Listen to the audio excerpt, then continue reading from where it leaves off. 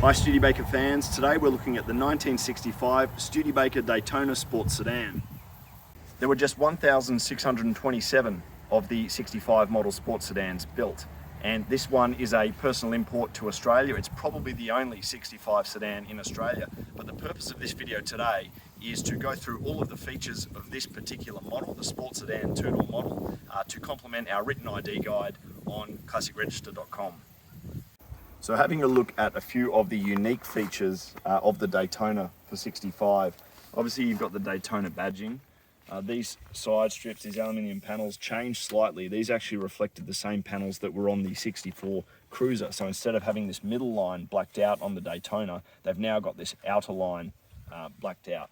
This car is finished in Sienna Red, a really nice color. It's almost like a peachy red, which I really like. Same 64 hubcaps continued on. I actually prefer those to the 66 hubcaps. 66 hubcaps had the hawk symbol on them, and I just didn't think they suited this car quite as well as the 65 model Daytona.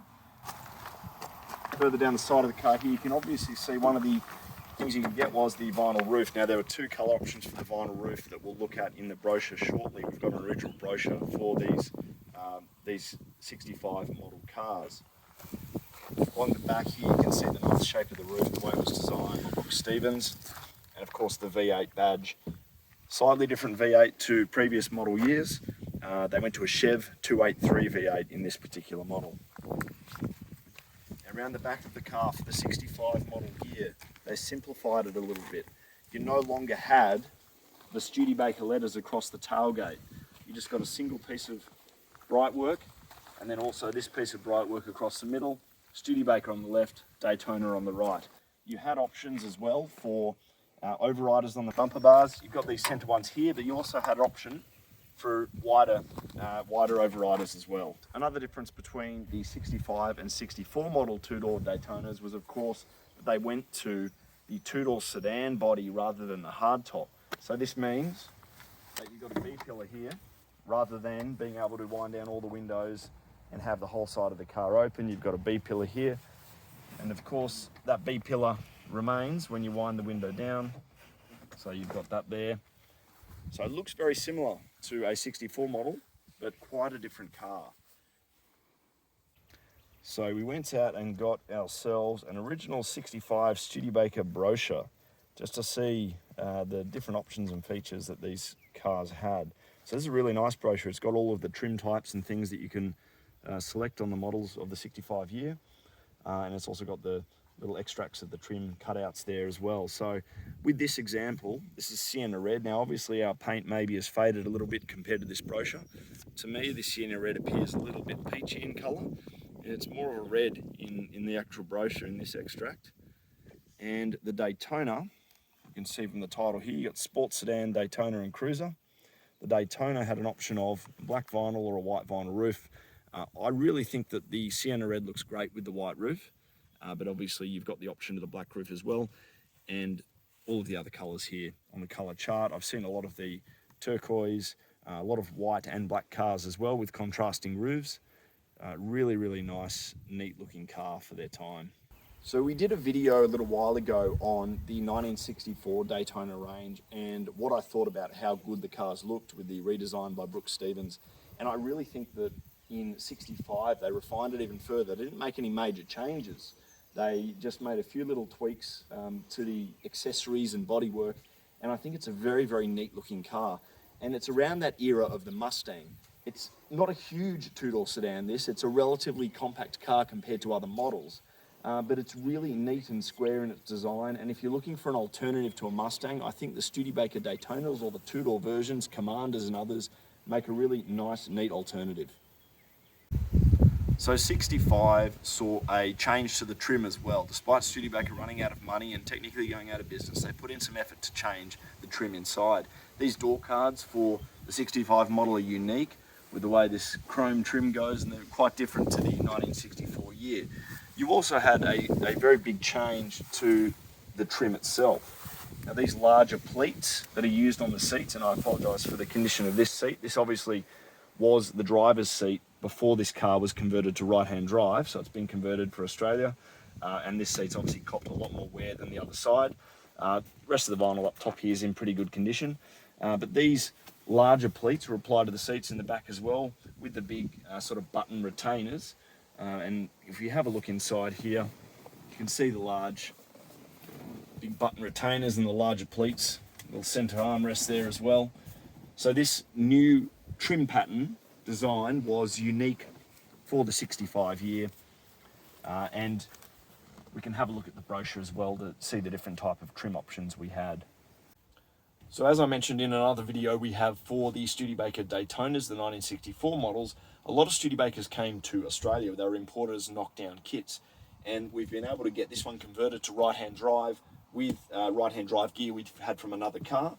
But looking a little bit closer at the trim options here, so we've got the brochure and the Sport Sedan availability. So this one obviously has the black trim.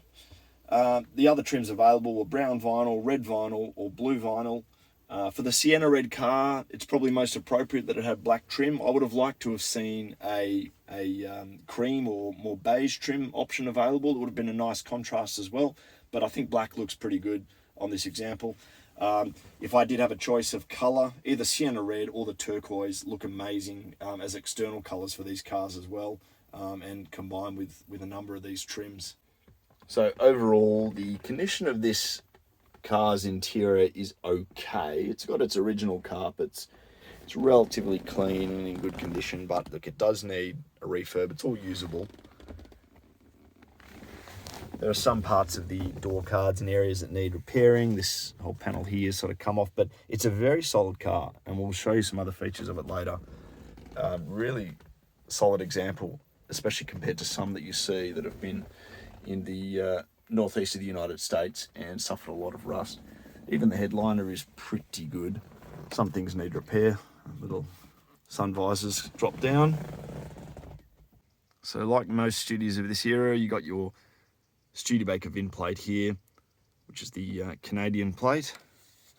And this is where they usually go pretty badly in terms of rust. This one's really solid, and it's actually had its sills replaced since it's been imported to Australia. So all of the sill along the side of the car has been replaced. We've had a lot of other rust repaired as well.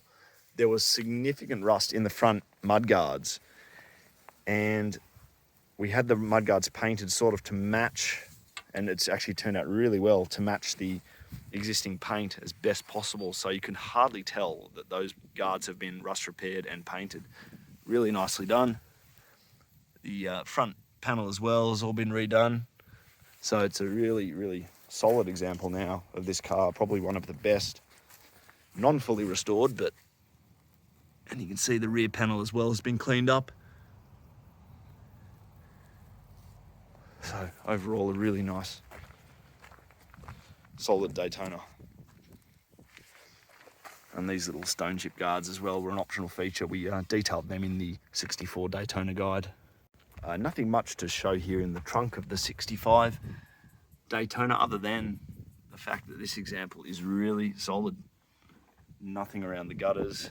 Floors have a little bit of a flaky surface rust to them, but this whole thing is pretty damn good. Spare wheel and the spare wheel cover, and there was also I think a trunk liner you could get for this, and we've got a bunch of spare parts sitting here for this car. For the 1965 model year, they stopped using a Studebaker V8 engine, and instead they used a Chev 283. Now despite this, they kept the yellow rocker covers, which you can see here, and applied Studebaker Thunderbolt V8 stickers to the engines to make it look like it was a Studebaker product. But of course the South Bend, Indiana production facility had closed, and they were now sourcing engines for the remaining cars that they were building over in Canada. So just to point out a few features under the hood here from an originality perspective, it appears that the cars had some sort of insulation on this rear half of the hood, but not on the front half there, which I presume is the original insulation.